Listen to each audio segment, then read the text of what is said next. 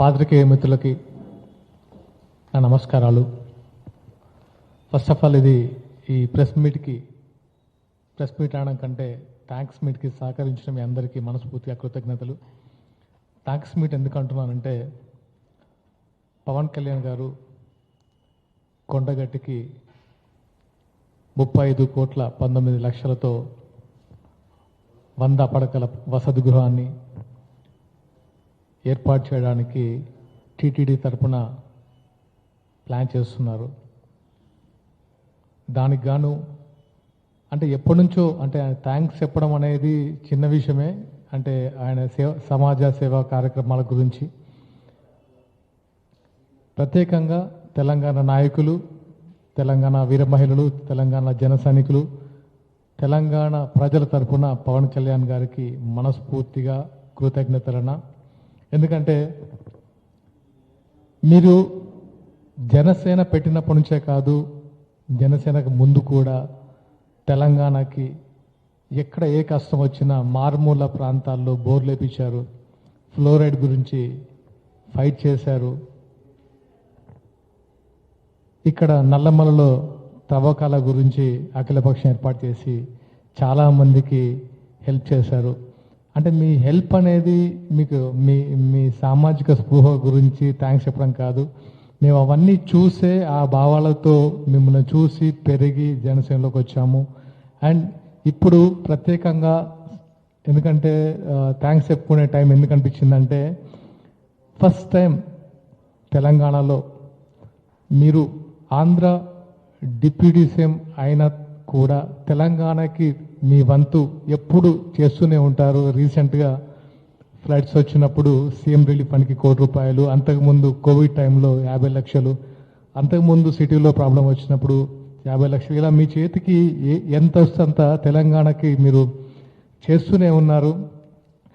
And ఇప్పుడు కూడా కొండగట్టికి అంటే కొండగట్టు అంజన్న మీకు పునర్జన్మనిచ్చారని అందరికీ తెలుసు. మీరు ఎప్పుడు చెప్తూ ఉంటారు, మేము ఏపీకి వచ్చినప్పుడు కదా తెలంగాణ ప్రజల భావజాలం గురించి, తెలంగాణ యువత ఫైటింగ్ స్పిరిట్ గురించి, ఎప్పుడు తెలంగాణ గురించి ఎక్కడికి వెళ్ళినా మీరు మాట్లాడడం మాకు నిజంగా చాలా సంతోషకరం. మాలో ఇంకా ఉద్యమ స్ఫూర్తిని నింపుతూనే ఉన్నారు. అలాగే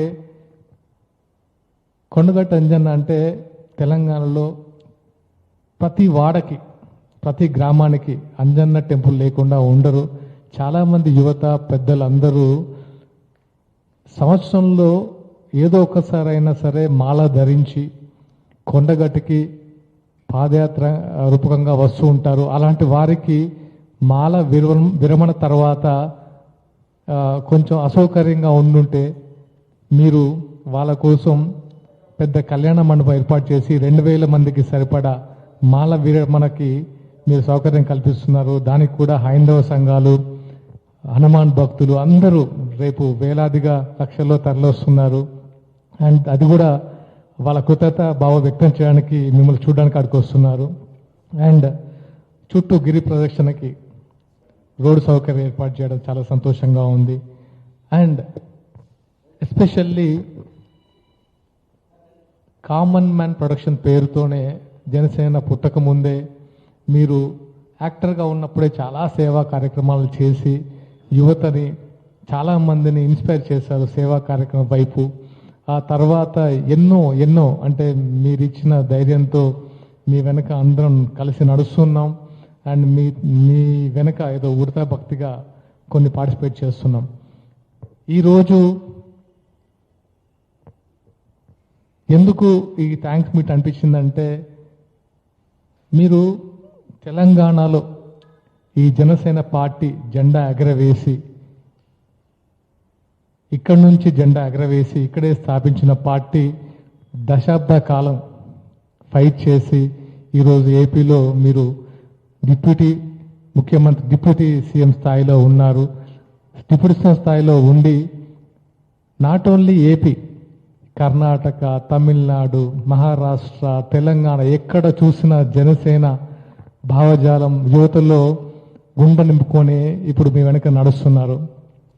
సో మీ సేవా కార్యక్రమాలు నాట్ ఓన్లీ ఇక్కడే కాదు, తెలంగాణ కాదు, ఈవెన్ ఎక్కడికి వెళ్ళినా సరే అందరూ మీకోసం వెయిట్ చేస్తున్నారు. మీ ఆశయాలకు వెన్నంటి నడవడానికి అందరం సిద్ధంగా ఉన్నారు. అండ్ దాంతోపాటు నేను ప్రత్యేకంగా కళ్యాణ్ గారిని చూశాను. అంటే ఆయన ఎలక్షన్ టైంలో ఆయనతో పాటు కొన్ని రోజులు క్యాంపెయినింగ్ చేసే ఆయన పక్క నుండి క్యాంపెయినింగ్ చేసే అదృష్టం కల్పించారు. ఆయన సేవా కార్యక్రమానికి అసలు ఏమాత్రం అదుపు ఉండదు. ఆయన నో చెప్పడం నేను చూడలేదు.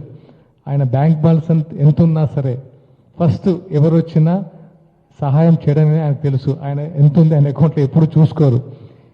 కౌలు రైతులు నేను ప్రత్యక్షంగా విన్నాను, చూశాను. ఆయన ఒక సినిమా చేంజ్ చేస్తే వచ్చిన డబ్బుల్ని టక్మని కౌలు రైతులకు ఇచ్చి కౌలు రైతుల బాధలను తీర్చి ఈరోజు వాళ్ళకి దేవుడయ్యారు. ఇలా చెప్పుకుంటూ పోతే ఒకటి కాదు ఎన్నెన్నో ఉన్నాయి.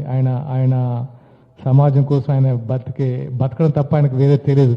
ముఖ్యంగా ఆయన పార్టీ కంటే ముఖ్యంగా సమాజానికి విలువిస్తారు. మేము ఆయన దగ్గర నుంచి చూసాం. ఆయన ఎప్పుడు ప్రజల గురించి తప్ప పార్టీ కంటే ముందు ఆయనకు ప్రజలు, ఆ తర్వాతే పార్టీ.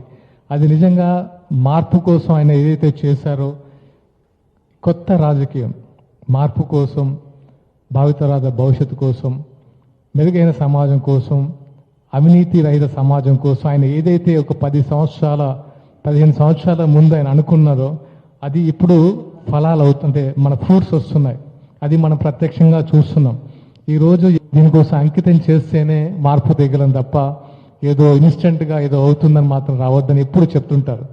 వాళ్ళందరికీ ఎప్పుడు ఆయన భావజాలాన్ని గుండెలను నింపేసి మేమందరం ఆయన వెనుక ఉన్నాం. సో ఎన్ని అంటే ఆయన చేపట్టిన ఆయన ఏ మినిస్ట్రీ తీసుకున్నా సరే ఆ మినిస్ట్రీలో ఆయన నెంబర్ 1 స్థాయిలోనే ఉంటారు. ఆయనకు ఒకటే నెంబర్ 1 స్థాయి అంటే అర్థం ఆయన ఏదో ఉండాలని కాంపిటీషన్ కాదు, ఆయన సేవ చేస్తూనే ఉంటారు. సో ఆయనకి ఎన్ని రకాలుగా థ్యాంక్స్ చెప్పినా తక్కువే.